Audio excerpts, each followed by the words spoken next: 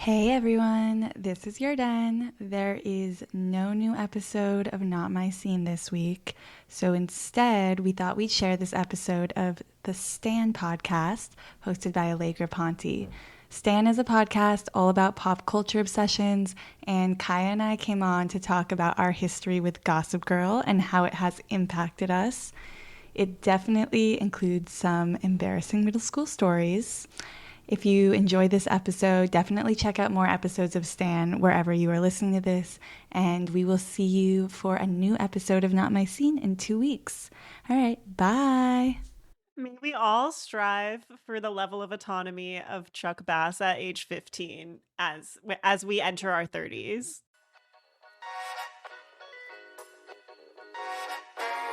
Welcome to Stan, the podcast where we dissect our enthusiastic and, at times, obsessive relationships with cultural phenomena. I mean, have you ever caught yourself unironically insisting that it's not just a phase? Or stayed up all night to finish that book that you just can't put down?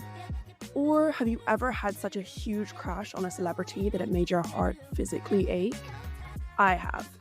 So join me as we figure out why certain things or people capture our attention and affection so well.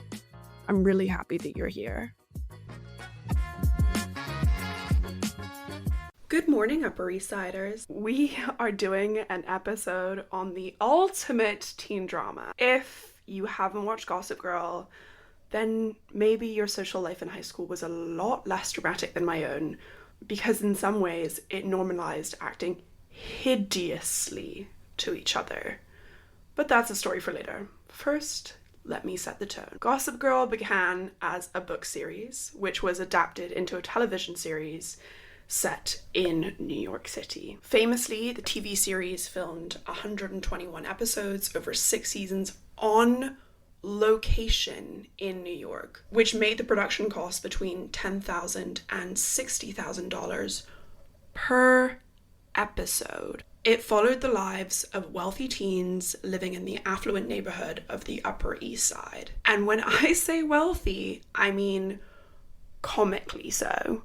The token poor family of the series lived in a huge loft in Dumbo, with a gallery-owning former superstar musician father. Beyond their extreme wealth, the catch is that there is this blog, Stay With Me Gen Z, this was before social media, called Gossip Girl, which receives anonymous tips and then publicizes people's secrets on their website to stir up trouble. A lot of the plot is driven either by scandals the blogger reveals to the school or by the main characters trying to figure out who the blogger is. To some extent, the characters are contending with very normal teenage problems like college applications and cheating scandals and experimenting with drugs, but also allegedly, because of their money, they were doing insane shit, like buying clubs and hotels, getting involved in financial scandals, and marrying royalty, all at the age of 16. In short, their money allowed them to supersede the limiting storylines of many teen dramas. They were essentially operating as adults, but still turning in midterm essays and college applications. Either way, it created aspirational parasocial relationships for many young people, including me. I had such a warped sense of what young adulthood was going to be like. I moved to New York at 19, and I fully thought I was going to be sipping martinis at hotel bars from the get-go. I don't do that now. If you are in college doing that, grow the fuck up, okay? I remember my senior year calling my mother, disappointed about how nobody wanted to go to Brooklyn on a Saturday night, and she was like, look, New York bars are always going to be there. What you're going to miss is playing beer pong in the sticky floored basement of some gross frat house. And she was right. That's what I miss. Allow yourself to be a college student. If you're worried about your college experience not being glamorous enough, you're doing it wrong. Back to Gossip Girl. Kind of warped what acceptable behavior was and the ways one should treat their friends and peers. In Gossip Girl, everything was fair in love and war, and all the characters were constantly screwing each other over and throwing each other under the bus for their own ends. And for young, impressionable people who haven't developed their brains enough, I don't think that was a good message to live by. This is illustrated by the fact that so many copycats popped up. There was Ask FM, Yik Yak, and if you went to school in England like me, even a page called Little Gossip. Little Gossip was a simple website where you typed in the name of your school or university and you were redirected to a message board filled with anonymous posts about people in your school. I'm talking names included. Thankfully, schools and community groups responded quickly and the website was disbanded. For me, Little Gossip is one of the many ways in which Gossip Girl was weirdly prescient with technology, insofar as there was no regulation on what could be posted, and people posted the wildest shit anonymously with no evidence. As we know nowadays, misinformation spreads twice as fast as true information. And social media has enabled people to do exactly the same thing. Like, a lot of people don't realize that someone can come on the platform, throw on a pair of scrubs, and claim to be a doctor or a therapist. They don't actually have to have the qualifications. As a tummy issues girly, this has driven me insane. I love that my friends are concerned about the condition, but the fact that people will text me videos of some influencer telling everyone she healed her gut by balancing her hormones with some vitamin powder that you can buy in a link in her bio is not fucking helpful. Another way that it was weirdly prescient is the fact that, as our recent guest Dido Raya often speaks about on her channel, we've kind of accepted that we live in a bit of a panopticon where it's seen as normal and even virtuous to share every small part of our lives on social media. I keep seeing videos on social media that people take of strangers in public, and I'm like, you guys shouldn't be secretly filming strangers without their consent. I feel like that's obvious. Also, Gossip Girl had a live tracker of where everyone was, and I feel like that's just kind of Find My Friends before Find My Friends was a thing. When the TV show came out, people were eating it up. It launched the careers of some of the most famous actors we have in Hollywood today. First of all, we have Blake Lively, who was reportedly earning $60,000 per episode by the end of the series. She has since become a household name and has gone on to star in multiple movies. And most importantly, she's now considered to be Taylor Swift's best friend. In the show, she's best friends with Mean Girl icon Blair Waldorf. Heads up, I am a Blair Waldorf apologist and I lay out my case in the interview. Blair is played by Leighton Meester, who is coming back onto the scene in Rachel Sennett's I Love LA. For the men, we have Penn Badgley, who is now known for his starring role as Joe Goldberg in You. As we speak about in this episode, Taylor Momsen, who played the troublemaking alternative little sister of one of the main cast, is now resurging onto the scene through touring with her band, The Pretty Reckless. Anyway, I think that's enough background information because I am so hyped to introduce this interview. I don't think I've laughed this hard with total strangers in a long time. Yarden and Kaya run such a fun and interesting podcast called Not My Scene, which dissects internet culture in a really thoughtful and funny way.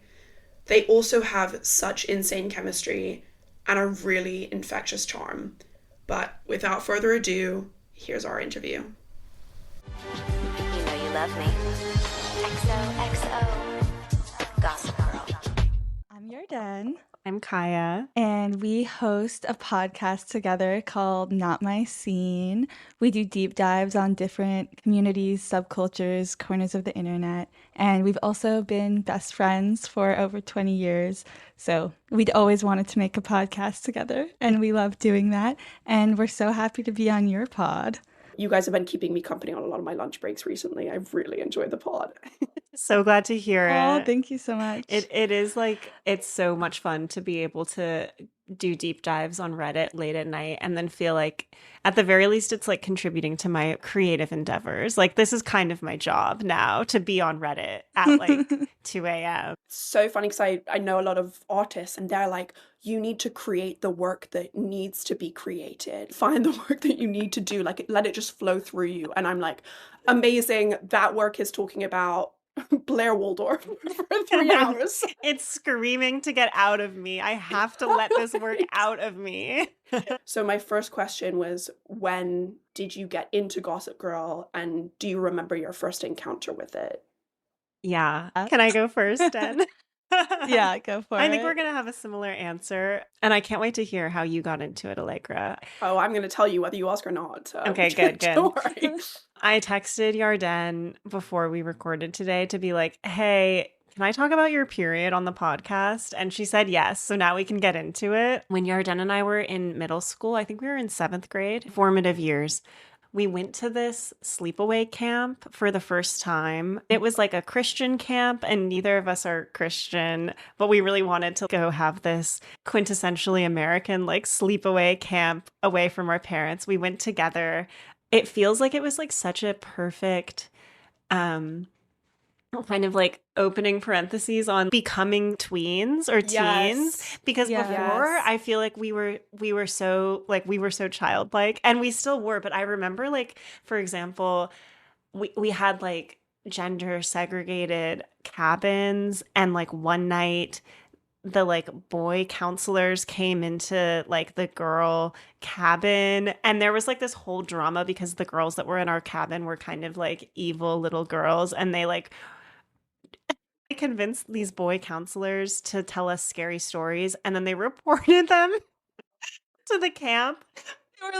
They were like begging for scarier stories, and then they were like, the stories were too They were too scary. They were too inappropriate. And like the boys got in a ton of No. trouble. And I remember this. Like I was like, first of all, this is the first time I've ever interacted with like teenage boys.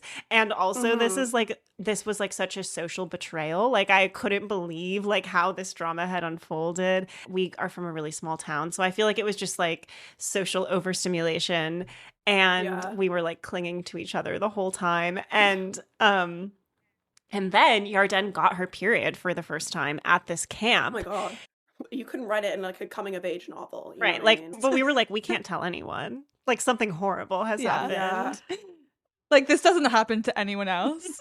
It's not like I'm like maybe in a cabin filled with like menstruating tweens, and that's why I got my period for the first time. Oh. All that said, Yarden gets her period for the first time at this sleepaway camp. We have just met teenage boys for the first time. We're away from home, and we're on the bus going back to our hometown, and she like pulled out Gossip Girl and was reading it, the book, and shared it with me, and we started reading it together, and I was hooked. Like, and that was like the beginning of like my coming of age, I feel like. Den, Wow. anything you want to share? Okay, that was a lot more about my period than I thought you were going to share. But It's all wrapped that's up. It's like fine. one bloody mess for me.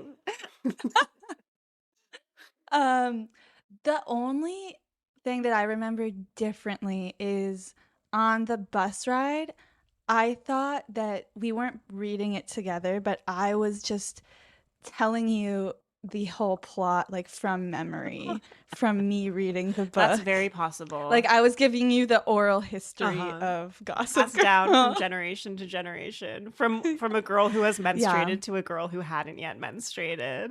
Yes, Yeah, that's exactly. definitely possible. But I don't remember when or how I actually got into the books. I know I got into the books first, and I'm pretty sure I was getting them from the library. I think the books were really formative for us and was our first time reading about a lot of these things. Although I was very generally into like the genre of like rich boarding school Yes. teen books. It was like this whole world, they're away from home, but they're still like my age. I don't think I actually started watching the show until I was like in college, like when I was 18. Yeah, I don't think I watched it until I was in college either, because if I had, it would have been with Yarden. But part of me feels like I saw Taylor Momsen's smoky eye before I went to college, but I can't. Definitely. Like, I feel like Well, I definitely knew the celebrities. Momsen was such a she thing. was, and you know, she's kind of back. I was thinking about this yesterday in prep. Like, she's kind of like, she's back forming. Really? She's on tour right now. Someone was showing me photos of Taylor Momsen being bitten on stage by a bat. This must have been, I listened to the Hunger Games episode where you discussed your rabies scare. So I can only imagine how triggering this must have been for you to see her get bitten on stage. Okay, I'm actually so glad we could talk about this too briefly, because I just want to say you're right about everything with respect to rabies. And my good friend is like terrified of getting rabies. And the US, at least, you can't get the rabies vaccine unless you work at like a animal like control center or something. We're living on the edge constantly. Yeah. My encounter with Gossip Girl, I didn't read the books until later, so I was the opposite of you. But for me, I watched the TV show when I was like 11, and it was just the right time for me because in England, you go to school, you transfer to like big girl school at 11 or 13, and then you're immediately lumped in with everybody who's up to the age of like 16/18, depending on when you leave school. And so I remember thinking that I was so grown up, and then it really hit hard when I started watching Gossip Girl, and I was like, oh, this is the kind of thing that I'm going to be getting into. Right. This is going to be my life. The things they do on that show are so like unbelievably grown up. Like, I was just watching an episode last night where Serena is like having an affair with a congressman. It's so crazy how adult it is. I was also thinking that when I was rewatching some, because it's not just like, oh, because they're having sex and drinking. Like, that's every teen show, and that is like lots of teens do that. Like, it's not Euphoria. It's like they are behaving in like such an adult way. Like, they're going to like fancy bars and getting martinis, and it seems like they're totally in control of their lives. Yes. Like, they're not, they have complete autonomy. asking their parent. Yes. Like, they're like, sorry, Mom, I'm going to Argentina for the holidays. Or that's how they're communicating it. It's not, can I go to Argentina? Yeah. It's, sorry, I'm going to be there for the holidays. Especially Chuck. Like, Chuck is like, he couldn't be more adult. I'm still not as grown up as Chuck is in like the first episode of Gossip Girl. He like has a 401k he's like and he's always like 14. wearing a suit. It's insane like how much I thought that would be my life when I got to a certain age. Yes. But also, I went to boarding school, and every second of your life is mapped out by like an adult. Like, you don't have access to the internet. You don't have your phones. You're not allowed to leave the house without like a 40-year-old woman coming with you anywhere. Do you think that that's still how it is, like for kids that are like 10 years younger than us? Like, do you think they're not on their phones, and like, are they online? I just feel like I would be so online if I was at boarding school away from my parents, but like maybe it's not allowed, and maybe that would be like a nice, it's like digital detox for teens. I hope so. I hope it's not allowed, because for me it was so healthy. I think one of the reasons why I set this podcast up is I was cannon fodder for people who were trying to like commercialize a fandom. I'm so emotional. I can connect to anything. Like, and so if I were at home and I had free access to my phone, I would be the one who was like writing fan fiction about Harry Styles. I was allowed my phone like maybe like half an hour a day. You weren't allowed on the internet. You had like the big desktop browsers or whatever, and you were allowed them during homework period, and then the rest of the time was just like I lived in a room of 6 other girls, and all we did was just like chat shit the entire time. And I think that's such a privilege looking back. I mean, I would love like to be put in a dorm room with like 5 other women and not have my phone and live there for like 9 months. That sounds like exactly what I need for my mental health. Well, we all need community, I guess, and that's like the thing that's missing from our generation. The only thing is that it does get very Lord of the Flies. People weren't necessarily kind to each other. It's easy for me in hindsight to like evangelize this time, but also you don't get a moment to yourself like ever. Nobody's exploring their bodies. Yeah, it's contrary to all like pornographic imaginations. It's a very asexual place, boarding school, at least for me.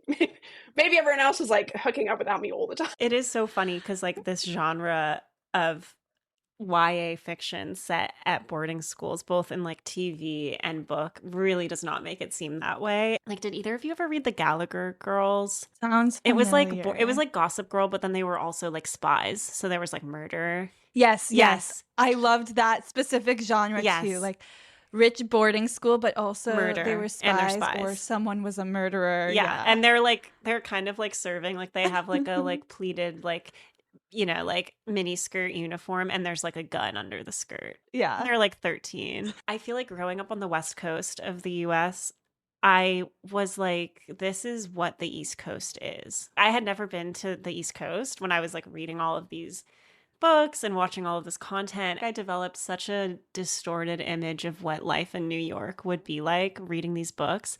I was like thinking about how Gossip Girl influenced me. I genuinely like I feel like it had like a profound impact on the way that I applied to colleges, which is like so insane in retrospect. But I had like never been to the East Coast. So I remember I applied to NYU genuinely because, Vanessa gets into Tish and Dan doesn't. Looking back, it's so funny how we as like kids are just allowed to make these adult decisions. I applied to Connecticut College just because it sounded to me like the kind of place that you would go in Gossip Girl. I had no idea what Connecticut actually was like. Like, I just was like, it's where like, Serena goes when she like leaves for a few years or whatever. Like, I just had this insanely distorted sense of what the East Coast was like. Thank God I didn't go to Connecticut College, but I feel like I sent these applications away because of that like small voice in my head that was like thinking about this content that I had consumed. I'm gonna be wearing my plaid skirt. I'm gonna have my gun. I'm gonna be wearing my blazer. Like everyone wears a suit to class every day at Connecticut College, obviously. I definitely wanted to talk about the portrayal of New York as well. I feel like every TV show that takes place in New York, it's kind of a different New York. Like Sex and the City New York is different than Gossip Girl New York is different than Girls New York. It's different than Broad City New York. And I had never been to New York until I moved there after college for 2 years. When I was there, I feel like I couldn't even connect what I was seeing to the same place that was like the Gossip Girl universe. Like even watching it back now, I'm like, this is a fake universe. And I'm sure it is like closer to some of like the worlds of these very elite people that go to private schools. And the only place that's like recognizable, I'm like, the Met Steps, sure. Like that looks like the Met Steps.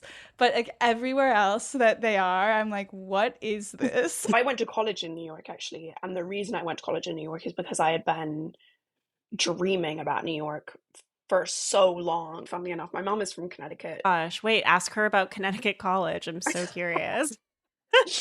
I remember going as a kid, so I grew up in London, and we would go to Connecticut, every 2 years. I remember going to like Greenwich, Connecticut, being like, I look like every other bitch. Like I look like a grungy, crusty version of what everybody here looks like, and they all like play lacrosse and play tennis. I went to college in New York because I had been so taken in by the idea that I was gonna make it in New York. I remember the first time I went to a college bar.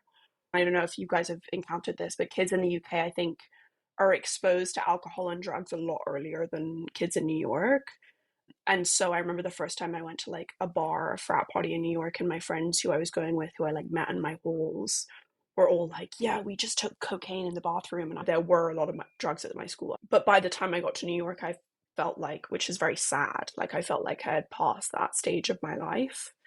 And I remember going to New York and being so underwhelmed by the fact that people were like railing lines in the bathroom of a dive. And I was like, can't we go and get like martinis at this hotel? Completely ruined my perception of that. But you did watch Skins when you were younger. Yes. And it is interesting, like comparing the two.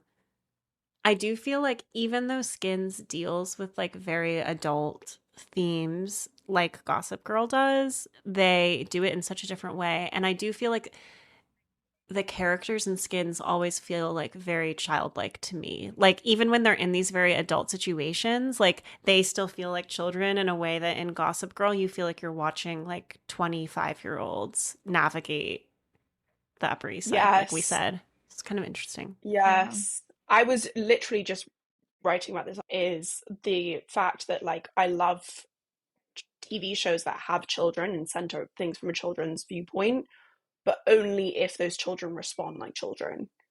Because when you watch something like Stranger Things, I'm like, why are these children so mature and they're aware of the stakes? And when they become like babyish, that's how the script is disrupted. Whereas the underlying theme of the entirety of Skins is people reacting like teenagers because they don't know any better. I feel like Gossip Girl, the first book, I think was the first time that I like encountered weed in media, which is interesting too. So funny. Because Nate is like, he's kind of different in the show. Like, I feel like his main character trait in the books is that he's like a stoner, slacker stoner. And in the show, he's kind of like, I was discussing this with my roommate last night, who's a huge Gossip Girl fan, and she was like, he's actually like the least problematic. Like, he's kind of like the sweetie pie of the show, and he like takes ownership for like all of the bad things that happens. He's always like communicating clearly with people in the show. Like he's always trying to have hard conversations with Serena. He's so serious in the show. He is so serious. In the books, he's always high. So I think even in the first season, he's the one who turns in his father. He's the whistleblower. So serious. As a 16-year-old, he's like calling the SEC. Obviously, you don't appreciate that when you're 11 because 16 feels really far off. But I don't know about you. As I get older, I'm like now close to 30. I have so much more of an appreciation of how young I was at 17. I do remember Nate growing his own weed in the books. Sorry, this is me stereotyping like the West Coast and Washington. I feel like the West Coast feels very steeped in like stoner culture. For sure. I just feel like when we were like 10 or whatever, I guess 11, however old we were when we started reading the books, however old we were when Yarden got her period for the first time, I was very sheltered from weed still at that point in my life. Were they doing like harder drugs in the book or no? Maybe they were doing cocaine. The only thing I really remembered from the book, which is like, this is so like just gay of me, is like when Serena and Blair kiss in the hot tub. I remember that too. I don't remember that. What happens? I just remember like Gossip Girl writing about S&B having a kiss in the hot tub. But this again was when we were like 12, so I don't think, well, girls probably were at like sleepovers, but we hadn't encountered it. Yeah, I really do think that the Gossip Girl book series was like kind of the first form of media to introduce us to a lot of these things, because we were just like so kid before reading. We were really this. innocent, like tweens, so that's what you're learning from this. Is like, yeah, probably people were kissing their girlfriends, but not us, and smoking weed. We weren't. The other passage that I really remember from the book is when Nate and Blair have sex for the first time. She's wearing a dress and she takes off her dress and he says, "No bra, just Blair." And literally that plays in my head all the time. Like whenever I'm not wearing a bra, I'm like, "No bra, just Blair." I feel like, as the book connoisseurs, you're going to have to tell me whether this is correct. I feel like Nate sleeps with Serena first in the book as well. It's their first time, both of their first times. Yeah. And they feel very comfortable with each other and it feels very safe and they are laughing at themselves. And I remember when it came to that period of my life, when I was thinking about having sex for the first time, I was like, that's what I want, is to be with someone who makes me feel safe and I trust, and it's very like funny and it's not very serious. And it's interesting with all of the fact that Gossip Girl is supposed to be like so aspirational, and that this like very human scene is something that stuck in my memory. Is that correct? Did I make that up? That's correct. I think it's correct. I feel like in the books, like Serena and Nate was way more of an end game. And then in the show, well, the show I think just goes on too long, which we can talk about. but they lose those initial, like, I don't know, those ships that I feel like were really central. Yeah. But the Serena Nate feels like so much less important in the show Yeah. than in the books. Yeah. Like just a flash in the pan. Yeah, because they all swap around so much. I was reading last night about how apparently the writers of the show at a certain point planned Gossip Girl to be Eric, but it was like leaked somehow. And so then they had to pivot and they made it Dan instead. I just feel like the relationship dynamics are very different with that context, because the relationship between Gossip Girl as this like person who's obsessed with Serena, and like she's kind of obsessed with like the attention from Gossip Girl the whole time. And then it creates this kind of finale where it makes sense for me that Dan and Serena end up together in the show in a way that I think if the show had stayed true to like the Nate Serena ship, it wouldn't have worked in the same way. But I can't even remember if they do reveal who Gossip Girl is in the books or not. The thing is about making TV shows and making books is that writing a book is, as I imagine, such a solitary process. Yeah. If you're an author, you're not necessarily communicating to the fandom about what they want. And this is like a whole other thing about the commercialization of art, is that once you've sold the book, you can't give it back. It's one and done. Whereas with a season, if someone sees a plot line that they don't like, they can stop watching. Then fans drop off, and therefore you're much more limited. And so in TV shows, you're so much more beholden to the fandom than you are in books. Yeah. And so I think a lot of the latter seasons of Gossip Girl are so beholden to fan theories, or, oh, let's explore this because someone wrote this on Reddit, or the focus group said that we should have like Dan and Blair, which was such an unnatural plot point. Yeah, very And- very hard to watch. Very hard to watch, and like Offensive. so, and as well, like it was, and I agree with you, because I think the drama was so intoxicatingly high school in the fact that it was so unrealistic. Like it was so unrealistic that teens would be in a hotel bar having martinis, and that was part of the draw.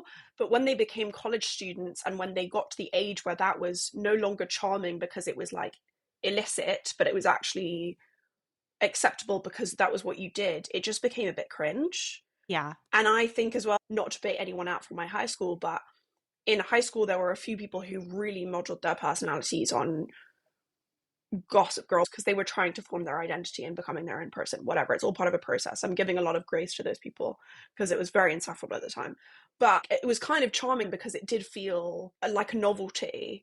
But if someone was to show up to a college party for real wearing a suit, I would be like, what the actual fuck are you doing? Totally.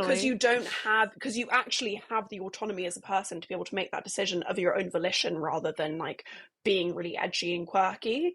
So I think it was such a shame, of course, that Gossip Girl, they couldn't finish it because they were making so much money and it was like a force in and of itself, but it should have just stopped. Yeah. Because as well, again, like a comparison to Skins, I felt so much more drawn to Skins because it was stuck in these like very childish problems and ways of solving them. But when Chuck got his own fucking hotel, I was like, what sane person would sell a hotel to a 19-year-old? Like, what sane person would allow a 19-year-old to open a bar like without the licensing? That's so illegal. Right. A 19-year-old who, mind you, is like a serial attempted rapist who then kind of like has, this is something else. I'm sorry to tangent, but I just have to say, like, no, please. I was like reflecting on Chuck's character arc last night, and I watched the first episode again just to like kind of bring myself back. It is insane. There are like 4 attempted sexual assaults in that episode. It's crazy. And the fact that like Chuck kind of ends up having this protagonist arc by the end where we're really rooting for him and Blair, at least I was. Yeah, same. I mean, talk about complex characters. This for me is like the biggest way that I've noticed myself maturing in the rewatch is like being just like, this guy is actually just a rapist and an asshole. He's not like a tortured, like bad boy, sexy. But like when I was watching it, which mind you, I was 18. I wasn't like 13. When I was watching it at 18, I was like, this guy's hot and like he's done some fucked up stuff, but I'm still rooting for him and Blair. Yeah, it's insane. I mean that like, Embarrassing. and no, but I totally relate to that. I feel like the Chuck character was like very foundational for probably a lot of young people in kind of creating Yes. this archetype of like, oh, the bad boy who's like whatever troubled and you can like fix them, or he's like good at his core, but he's like literally a rapist and like not a good guy. His character flaws are like very very clear from the very beginning of the first episode. Can you imagine if like a guy wore a suit to our high school and started talking like that? Like that would have actually been insane and we would have not thought he was hot. We would have been like, what's wrong with you? Totally. It's so true. There's a time and a place for all that. I agree with you. My big crush growing up is Chuck. And now I'm so glad, but like in dating, when someone shows some of those like characteristics, that's where I'm like, oh, I've matured. Is because I'm like, I just don't have time for this. You're obviously in love with yourself and you obviously think you're a tortured artist. And it's not attractive to me to clean up after you. Whatever the CW told you would make you like sexually successful. Not When I working. was 16, it worked like a charm. I was like, that's my future husband right there. He's so complicated. The actor had some sexual assault allegations Yes. too. Do you guys remember this? I do. And I just was Um, remembering last night too, he was in a relationship with the woman who plays Vanessa when they were filming the show, which is kind of interesting. Oh. But he nice. did I have didn't know sexual that. assault allegations. And the other day, like I saw he like posted his gorgeous wife on Instagram and it was like showed up on my feed as sponsored content. And I kind of had this moment where I was like, oh, I didn't know that he was like back in the like zeitgeist. Like I kind of thought he was still kind of canceled. I wasn't aware of the sexual assault allegations, and that makes me really sad, but unfortunately not surprised. I was thinking about this. I was very interested, I feel like, in the show and the actors that were like, especially Taylor Momsen, for whatever reason, she was like taking up a lot of space in my brain. You were like a little bit into the emo aesthetic. I was, I was for about sure. to say, were you I like was. experimenting with that? I was experimenting lightly with that. Yeah, for sure. But I like never followed. I mean, maybe it was just like pre-social media. I don't recall any of the actors promoting their brand outside of the show during that time period. 2000s. They were definitely in the media. They were in the like I remember seeing them in magazines because that was Yeah, like, the that's media I true. was consuming at the time. Like Chase Crawford, and also like I remember this Rolling Stone cover because my dad got Rolling Stone magazine and I would always read them. And the cover was Leighton Meester and Blake Lively. They were like sharing Kissing in a hot this tub. ice cream cone They were just- with two Oh, scoops. they kind of were. They kind of were. They were like both licking the ice cream. All Blair, And no then I bra. remember, I think they might have been like naked too. I don't know. And then I remember the next think that might issue, just be you. in the next issue of the magazine, in like the letter, when people write letters in, someone was like, did you guys realize that if the cone part of the magazine is covered, it looks like they're licking balls? And I was like, oh my God, it does. I can't believe that they Wait, was it published like that as like a- a letter to the editor. It's like insane. Also, like, the photographer definitely knew what they were doing. When they Yeah, were that's like, Totally. the definitely concept for the shoot is you're going to share an ice cream cone. Like, obviously. Right. with two scoops. Yeah, like, I'm sorry. Like, they knew what they were doing. Like, it's such a ridiculous, it's so self-referential to post that and be like, Yeah, I bet you I know. anything, someone didn't even write that in. They just wrote that into themselves and they were like, They were like, get it? we Did you want get you it?" guys We to can't tell if they know." all know. Okay, Yeah, also anyways, Leighton Meester's also- her musical career. Like Good Girls Gone Bad. I was gonna say Yeah. that. Yes, we loved that. Yeah, that was an song. awesome song. I still love that song. Yeah, I still it's really listen Me to good. it too. It regularly came all the on in time. a workout playlist recently, and I was like, yeah. I don't know how true this is, but like the story that we're told about Leighton Meester was kind of inspiring. Like, born in prison and had this like really hard life. It was like very fun to root for her as an actress. I feel like when we were younger. I didn't know she was born in prison. I didn't know her story. That's what Hannah was telling me. I knew she But- had a troubled life. I didn't know she was born in prison until yesterday. But she definitely was my favorite actor in this series. I think I like Blair. I don't know if this is the same for you guys, but I feel like she's the self-insert character, at least for me, because I feel like Serena, it's like everything comes so easy to her. And Blair, even though she's so rich and privileged, she struggles. Yeah. No, Yeah. totally. So I felt like she was more relatable. I don't really follow them now, but I have been watching I Love LA, and she has a part in that show. I was watching that like back to back with the old Gossip Girl episodes, and I was like, wow, she's grown up. Yeah, I guess we all have. This sounds so ridiculous. Like, I'm so protective of Blair as a character, I think, just because none of them try for anything. Like, yes, okay, Nate in the film isn't a real stoner, but he's not academic. Like, he's never studying. Yeah. And Blair is the only person who seems to really struggle for academic validation, even though she has all the resources in the world with the whole college admissions thing. I had my own struggle with that at the time. It's not a sob story, but I was expecting something else.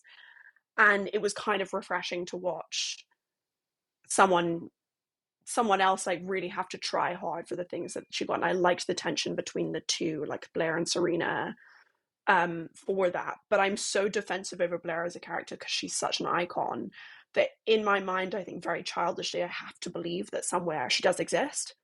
So when I see Leighton Meester as a person, like as an actress or as a person, I'm like offended because I'm like, no, so sorry. I have to believe that she's like running a magazine on the Upper East Side. It's essential to my character development as a person that I feel very protective over her.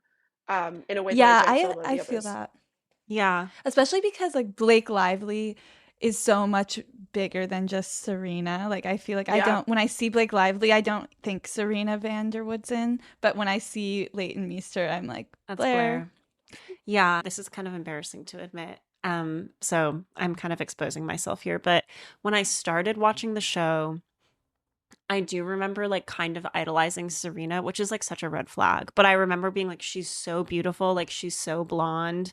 I was charmed by the Serena like qualities that charm everyone in the show, you know. I felt like I was like maturing as I was watching the show and starting to realize like, you know, how pick me all of her behavior was and how like she cannot like take responsibility for anything that happens to her. To be frank, it took some time for me to like go from Team Serena to Team Blair. And then when I did become Team Blair, she just becomes a very insufferable character to watch for me. I was exactly the same. Of course, you're supposed to. I think that's part of the privilege of like growing up with the characters is that you are initially Team Serena because you root for her as a person because she is an aspirational character, but you see so much more of yourself in the effort. I think we all have a Serena in our lives probably of like, I feel like I'm trying so hard and I'm doing all the right things and I'm studying and I'm sending off those job applications and I'm working those extra hours, and someone is just like effortlessly charming and beautiful and everyone seems to fall in love with them. Yes. Maybe I'm just bitter and immature, but like it is a very relatable, even though all of Blair's life is unrelatable, that is the one thing that you're just like, oh, I have this friend who it comes so easily for. Yeah. And all of her massive mistakes are erased and everyone just seems to fall at her feet, and it's just really irritating. Totally. She's like the archetypal like main character, pretty privileged, like it just works out for her. Like you're supposed to think that Blair is kind of a bitch and she is like actually such a good person because she messed up. She had a drunken night with Nate. She's trying to make the friendship work with Blair and Blair's the one like shutting her out. But then you start to see this pattern of behavior like over and over and over again, and there's more drunken night mess ups. I'm a big Blair apologist. Every time I wear a headband, I think about Blair. I bought a dress yesterday that I feel like was heavily influenced by the recent Gossip Girl episode rewatches in preparation for the very like holiday party, like wool plaid dress with like a pleated skirt, and I was like, Blair. It's definitely also a style that, I don't know if you guys have this, but my mum will buy me dresses to go to like family events, and I'm like, it's very Blair. You know, when she in the first episode, the one where she sleeps with Chuck, which is, by the way, like deserves to be in a museum of like iconic scenes, but when she goes to the strip club for the first time and she's wearing that dress, and when she puts it on earlier in the day, she like looks at her mom and she's like, I look like I was on the Mayflower. And I have never felt so seen, because when I was at school, a lot of schools in England, you wear uniform. So the time that you're not dressed in uniform is like very few and far between, because you're in school the whole time. And I remember my mom, God bless her soul, would go and like buy me dresses that were like up to my chin and like down to my feet, and they became very helpful for me when I like moved abroad and I started to live in places where like you have to dress more modestly.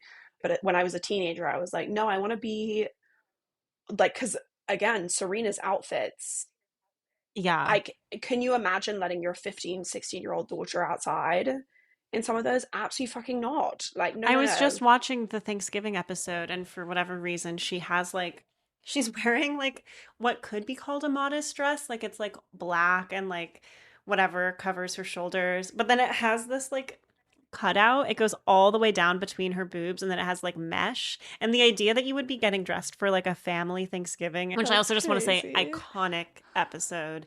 What you say. Yeah, I mean, insane. Like rewatching that in preparation for this, I was like, this show is genuinely so good. Like, no one is doing it like this anymore. I highly recommend revisiting that episode. Wait, I just wanted to say, like, before we move on from the fashion, I feel like preppy now apparently means like Lululemon and like bright colors, at least in the US, and like Stanley Cups or something. So I would like to see a resurgence Ugh. of this preppy style. Me too. Like, I so clearly remember at the end of that summer where we went to sleepaway camp, I remember going to the mall to get my first day of school outfit. And I don't know if you remember this outfit, Yarden, but it was like this plaid skirt that was like to my knees. And I bought a statement black huge belt with like a giant buckle to belt the high-waisted skirt. I got colored tights, but not in like the cool way that people are wearing colored tights now. It was just like I was trying to color match like the whole thing in this just horrible combination, and like ballet flats. And I remember like what happened to middle schoolers wearing pea coats to school? We're not doing that Literally, anymore. we were doing that. We were like little do you business think that women. was because of Gossip Girl? Yeah, we were dressed like, I wore like a blazer, I like think, little investment once in eighth bankers grade. going to like world science class 1. I do think the fashion was absolutely fucking ridiculous. Serena's outfits were extremely revealing for someone who was supposed to be 16, 17 years old. There was one kid who was Chuck, who was running around in silk scarves and like matching three-piece suits. And then there was Blair, Three-piece. who dresses like she's a 50-year-old like businesswoman all the Yes. time. I thank God every day that my school had a uniform, which is such a good equalizer. Yeah, that sounds kind of You were spared from like being able to experiment with this horrible fashion like as a middle schooler, because like trying to like achieve Gossip Girl style when your like ballet flats are like soaking wet and your pea coat is like covered in dog hair and you live in like the Pacific Northwest and your hair is super greasy and your budget is Forever 21. and your budget is Forever 21. Like we were trying. At the time, I was so upset about it. And I remember I got told off a lot because I had a lot of piercings, and you're not allowed to have a lot of piercings. You're not allowed to have nail varnish. You're not allowed to have anything. But I'm so glad, because it stops your parents from having to spend money. It stopped people from getting like bullied for the clothes that they wore. You have to have your hair tied up all times. You're not allowed to have your phone on you. And you have to have like one of 3 different types of shoes. And that's it. And it was like, Yeah. I'm so pleased. The only thing that went wrong, and I went traveling for a year, which is very common in England, and then I went to uni in the US and I bought all my clothes for the US. And I remember my mum told me she knew what like all the kids in the US were wearing. My mum bought me like, I shit you not, maybe like 8 Hillary Clinton suits. I was wearing those to the bars. She had been watching every Gossip weekend. Girl. She had been watching Gossip Girl. I went dressed, all of these other kids went dressed in like athleisure and like tracksuits to their lectures. And I was there with like a chignon and like a matching suit, like a brightly colored suit. It was so embarrassing. So funny. It That took is me so until funny. like halfway through sophomore year to dress like a normal person. You were the Chuck Bass of your class. You were. I had no idea. I had never dressed myself before. Like I had never. Yeah. And every day, oh my God. You were putting those slacks on every morning. I'd never worn a trainer during the day. I had only worn loafers like every single day. Very. Did the show encourage you to think about yourself or the world or social dynamics in a certain way? I didn't see anything in my life growing up that was remotely close to Gossip Girl. I mean, I would be curious to like talk to someone who grew up in New York. But for me, like New York Gossip Girl almost was like fantasy. It definitely like shaped some things that I thought were like possible as an adult. Like it shaped like some of my desires or dreams, but I don't think that it other than like wearing horrible things to school, I don't think it totally shaped like how I was acting day to day when I was watching it. I don't know. What do you think, Den? Yeah, it felt so removed in like a fantasy world. I agree with that. But also, Allegra, I think you talked earlier about there still being like these universal, like human moments, like Nate and Serena having like their sweet first time. And I do really remember when I was watching the series for the first time when I was 18, the whole dynamic of Blair and Chuck and the whole I love you drama and like how she really wanted to say that to him and wanted him to say it to her. And that I was super relating to that at the time with my boyfriend at the time. And so like there were still things that I was connecting to, even if, you know, everything else about their lives was completely different to my life. That's such a good point. I feel like that's part of what makes the show so good is it's like set in this totally ridiculous like environment and they have completely unattainable lives, but the like teenage drama, despite the fact that like they're hooking up in whatever, like the Ritz, it's like you can still relate to so many of the interpersonal dynamics and like growing pains of that age. On the opposite end of the spectrum, obviously it's supposed to be an aspirational show, but especially like in your rewatch, are there any storylines that you're like, that was insane even for a TV show? What bothers me is the fact that Nate was editor-in-chief of a magazine because he like had sex with the editor one time. I do remember feeling like it kind of went off the rails. Like it was already off the rails with stuff that was happening in high school, but like really after they went to college, especially because I feel like so much of it was built up to like where are they going to go to college?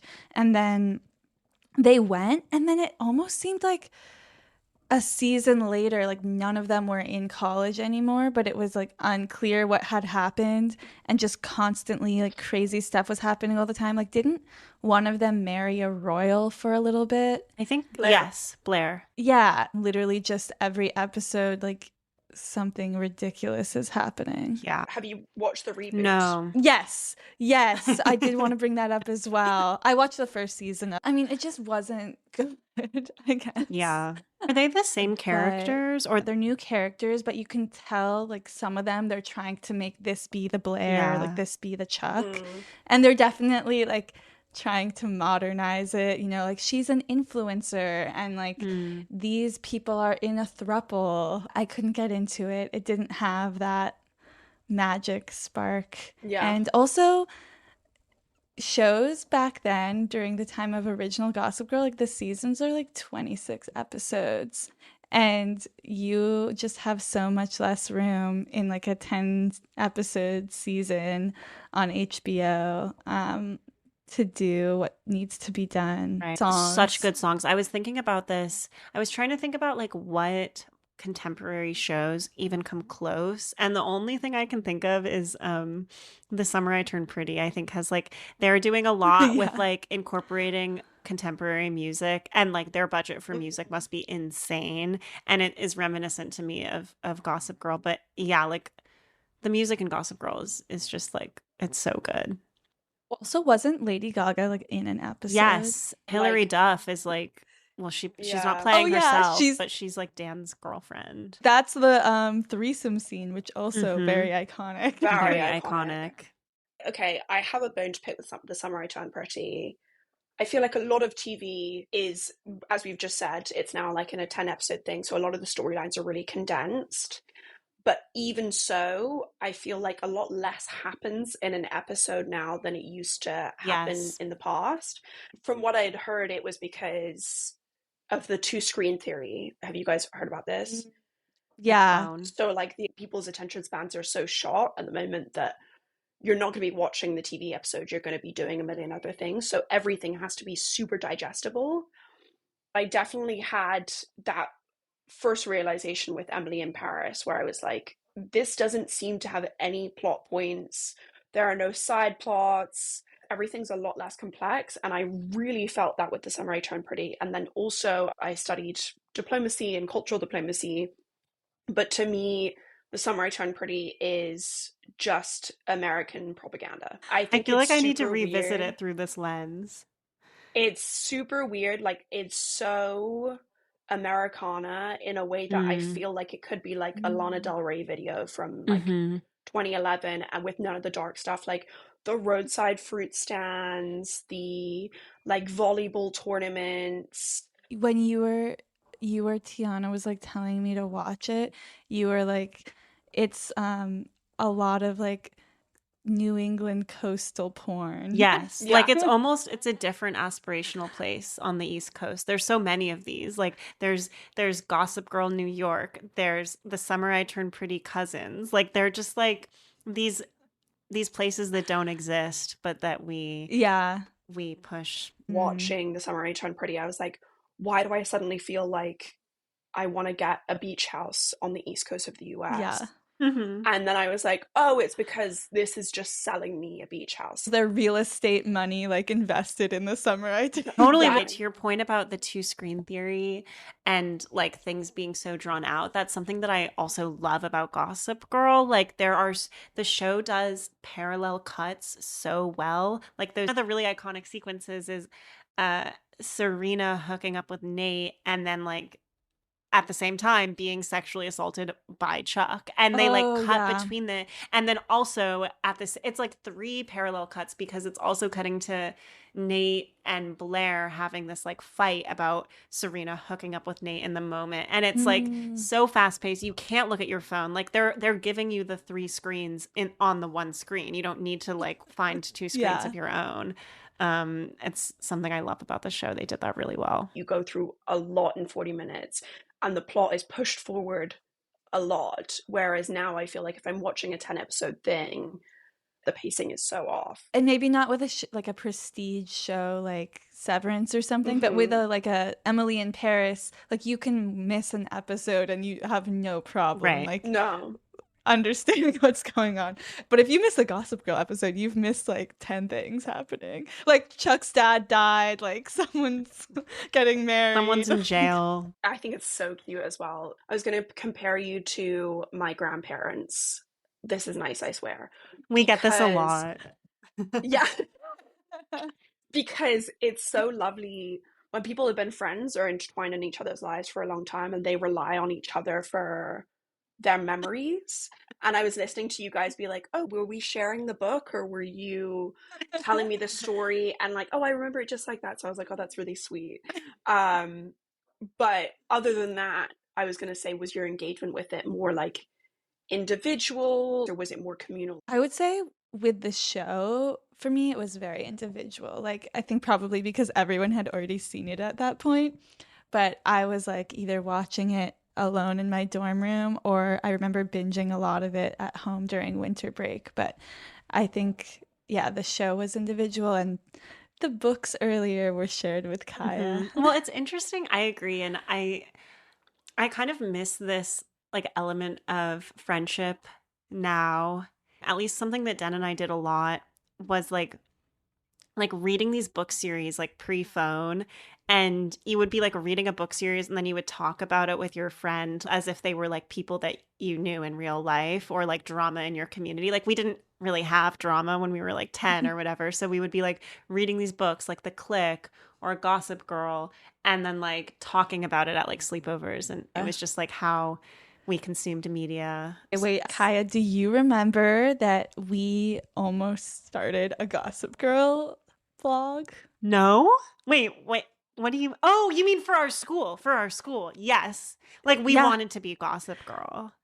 We wanted to be Gossip Yeah, Girl, and incredibly on brand. we made an email address, and we like drafted the first post. I wish we could find it. This is also Oh my like God. so yeah, we weren't That's really so like smoking scandalous. weed. We were more like the Dan character, conspiring on the side and observing, the insiders of the social group. It makes sense that you run a podcast now, then. That makes sense. I know. I'm so glad we never published it. Yeah. It's funny to think like I do think that those sorts of things did emerge, and I think that they were super influenced by Gossip Girl. Like when we were in high school, there was like Ask FM, And then Yik Yak in college. and then also there. Yeah. Well, gossip is, or it used to be, like a very important social function for living in a community. But I've said this a million times, such a difference between like telling a friend that man is dangerous and he made me feel uncomfortable to like, you can see her underwear through her skirt. It bothers me that they're grouped together. I went to a boys' school. There were like 100 boys, 150 boys, and they let in like 30 or 40 girls. And it was, as you would imagine, a total shit show. But they had Yik Yak. And obviously, all these boys were such misogynists that it was immediately taken over as like a way to be disgusting about women. Why exactly do you think it was such a hit? Like, why did it occupy this space in our collective consciousness? What really stands out is like the fact that they are teens that act like adults and have such autonomy. And that was what was so appealing to me. Totally. I agree. That was like what made their lives so compelling. It was like so fun to watch people that theoretically like could be you doing these things that you could never do. And I think also moving large sums of money around, creating offshore bank accounts, investing heavily in financial instruments that I wasn't aware of at that time. It's so funny as well that you were like, oh, she told her mom she was staying in Argentina or whatever for the holidays. I know this is going to be released later on, but right now it's just before Christmas. I told my mom that I wasn't having dinner with the family because I had to do this interview. I put it in the family calendar like days before. My mom lost her shit. And it was for one dinner, like 3 days before Christmas. So it makes me cackle that at 16, someone was texting them and being like, I'm going to be in Argentina. Like, totally. I would never. It was literally like the day before she left. No, I would get a message being like, don't bother coming back. May we all strive for the level of autonomy of Chuck Bass at age 15 as we enter our 30s. Who is your current celebrity crush? Okay. I won't spend too much time on this because this could be a whole nother episode, but this has been a pretty enduring celebrity crush for me. My first celebrity crush ever was like a very intentional. I was watching Harry Potter 1 and I was like, I need to have a celebrity crush because that's what people do, even though I'm like 10 and have like no romantic feelings to anyone. And I picked Oliver Wood because he just was like this generic boy who I thought was appropriate, which I've now been told he kind of resembles my current partner, which is so funny. But my very long-standing celebrity crush is Robert Pattinson. And I think it's very influenced by him being like such a titan of the media that we were consuming in our teenage years. Like insane run between Twilight and Harry Potter. And I think he was just like so influential as a character in a time where I was really like having crushes and idolizing celebrities in a way. I mean, I still do that, but like the heartbreak I'm experiencing now about celebrity crushes is not as visceral as the heartbreak I was experiencing when I like thought that somehow I was gonna meet them. You were gonna fall in love, yeah. So I'll say Robert Pattinson. That's such an awesome long-standing crush because he's still so relevant and has like aged really with us well and is still doing cool totally things. Like, may he never be canceled. Yeah, I think that part of the crush for me too is that he's kind of playing hard to get with the amount of visibility he gives us into his life. He's like seemingly very offline, like he doesn't have like Instagram accounts or anything like that, and then every few years we get like an interview with him, and I've like always been very charmed by his personality. This is like so parasocial, but yeah, he's gonna be my pick for the day. There's no one really like doing it for me, right? I mean, Josh O'Connor, I'm enjoying his work these days. Yeah. Unlike Kaya, my celebrity crushes are always very temporal. Like I don't have a long-standing one. Although maybe Parvati Shallow from Survivor, which Kaya actually got me a cameo from her one year where she called me a little bitch. Oh. Fuel Was to the fire. exciting. But my current celebrity crush is Lara Raj from Cat's Eye. She's so Oh, hot. she's really and hot. has the most swag to me. Oh, she's gorgeous. And she's yeah. queer, so There we Yeah, go. she's Could beautiful. happen. I have a chance. You've got a chance. Meet cute incoming.